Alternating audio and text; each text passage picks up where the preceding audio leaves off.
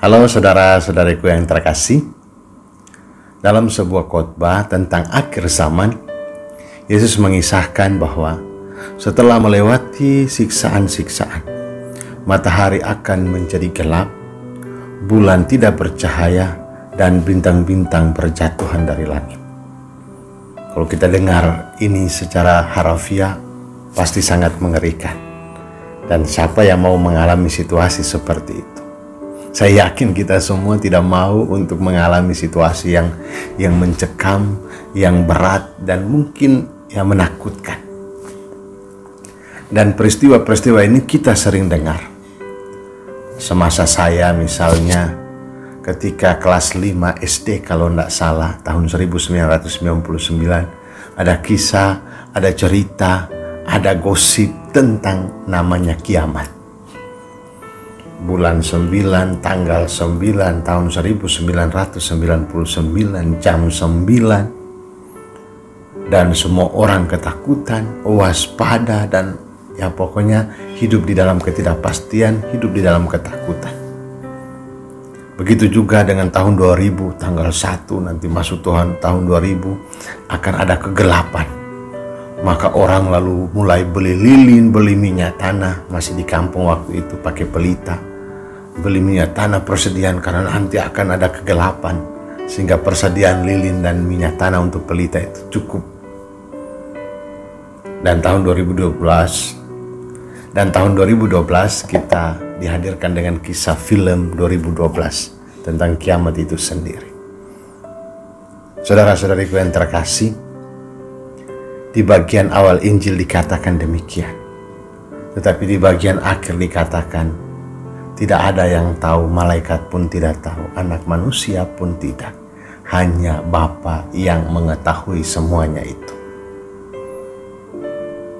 Penegasan ini mau mengatakan bahwa di tengah ketakutan, kecemasan, kegelisahan menghadapi akhir zaman, ada satu kepastian bahwa kita semua terarah ke sana.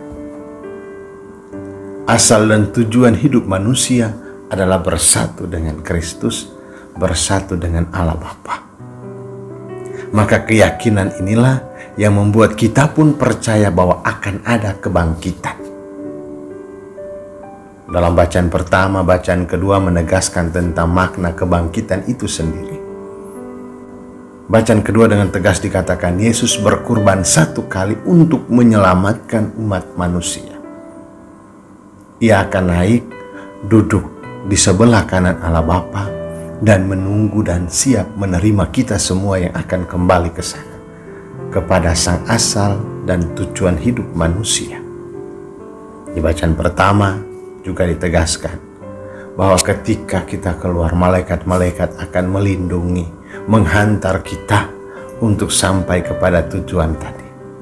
Namun saudara-saudara yang terkasih, dijelaskan bahwa orang-orang yang hidup dalam kemuliaan Allah akan menikmati cahaya yang terang benderang bersatu dengan Bapa dalam keabadian. Sedangkan orang-orang yang tidak mengikuti ajaran, tidak setia pada Allah akan menerima hukum. Maka Bapak Ibu, saudara-saudari yang terkasih, berita tentang akhir zaman ini bukan untuk menakutkan kita semua, tetapi justru membangkitkan iman dan pengharapan kita bahwa arah dan tujuan kita adalah kepada Allah. Hidup dan mati kita adalah milik Kristus. Kebangkitan adalah jalannya untuk kita ambil bagian di dalam kesatuan dengan Tuhan, kesatuan dengan Bapa di surga. Supaya kita bersama para malaikat pergi menghadap kemuliaan Allah Bapa, menerima cahaya yang terang benderang, bersatu dengan Dia, maka hidup kita bukan sekedar mencari harta, bukan sekedar mencari kuasa, bukan sekedar mencari prestise dan prestasi, tetapi arah dan tujuan hidup kita adalah hidup dalam kedamaian, hidup dalam sukacita, hidup di dalam cinta, hidup di dalam kebenaran. Saudaraku yang terkasih, mari kita maknai hidup yang dikaruniai oleh Allah ini, supaya benar-benar menjalankan sabda-sabdanya. hidup di dalam cinta dan belas kasih-Nya, supaya saatnya nanti ketika kita kembali bersatu dengan Dia dalam kemuliaan, dalam keadaan yang sukacita. Hidup yang berbuah akan menghasilkan sesuatu yang bermakna dan bernilai bagi hidup kita, baik di dunia ini maupun akhirat.